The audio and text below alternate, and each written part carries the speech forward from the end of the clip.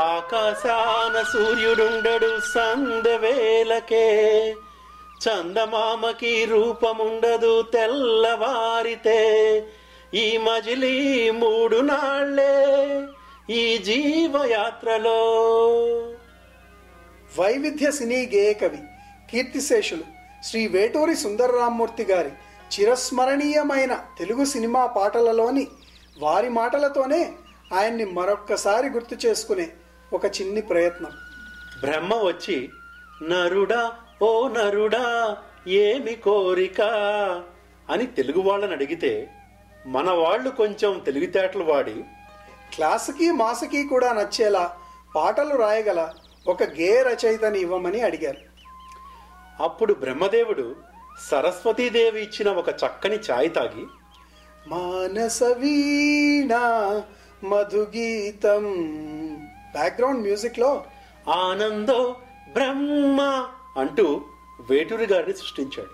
ఆయన అచ్చా అచ్చా వచ్చా వచ్చా అంటుంటే బంతి చామంతి ముద్దాడుకున్నాయి, సందె పొద్దుల కాడ సంపంగి నవ్వింది.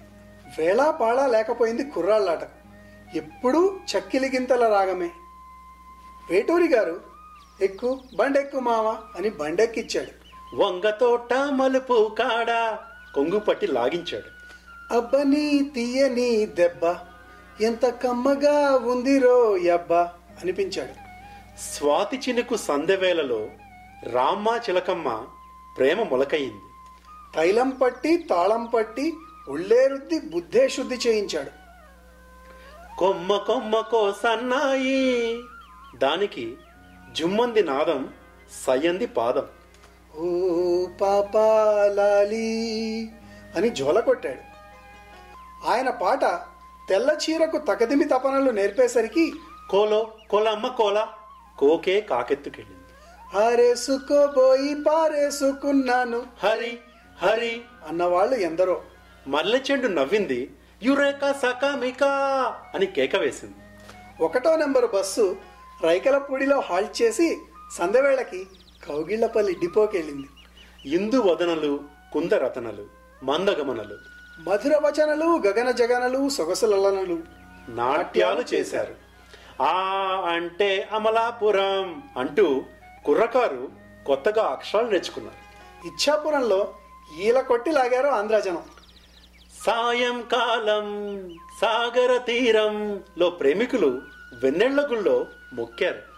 కాశ్మీరు లోయలో కన్యాకుమారి అందంగా లేనా అసలేం బాలేనా అని అడిగింది.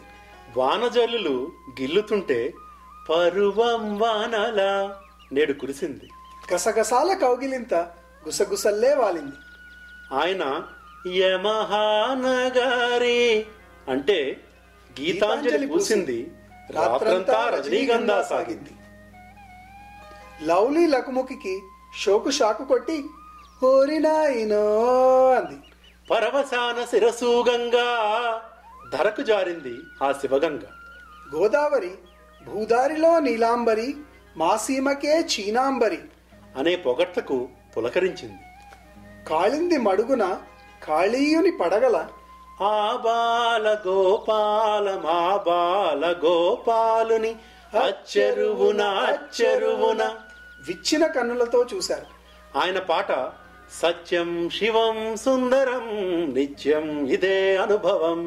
ఆ గానలహరిలో ముంచి ఆనంద వృష్టిలో తడిపించి కాస్తందుకో దరఖాస్తందుకో అంటూ ఒక ప్రేమ దరఖాస్తు ఇచ్చేసి, వరుడు కోరిన పెళ్లి రామయ్య పెళ్లి వధువు ఎవరో కాదు సీతమ్మ తల్లి అంటూ చివరిసారిగా ఆ భద్రగిరి రామునికి కళ్యాణం జరిపించి దేవలోకంలోన సినీ కవిత్వానికి జీవం పోయటానికి ఈ మిలమిల మెరిసిన తార ఆకాశ దేశానికి ఆషాఢ మాసం ముందే వెళ్ళిపోయారు. ఎదలోతుల్లో ఒక ముల్లున్నా వికసించాలి ఇక రోజాల కన్నీటి మీద నావసాగనేలా అంటూ ఈ జీవితంలో ఎన్ని ఒడిదొడుకులు ఉన్నా ధైర్యంగా జీవించాలి అని మనకి ఒక పాఠం చెప్పారు. ఆయన ఆత్మకి శాంతి కలగాలని కోరుతూ ఆ మహారచయితకి ఇదే మా నివాళి. ధన్యవాదములు.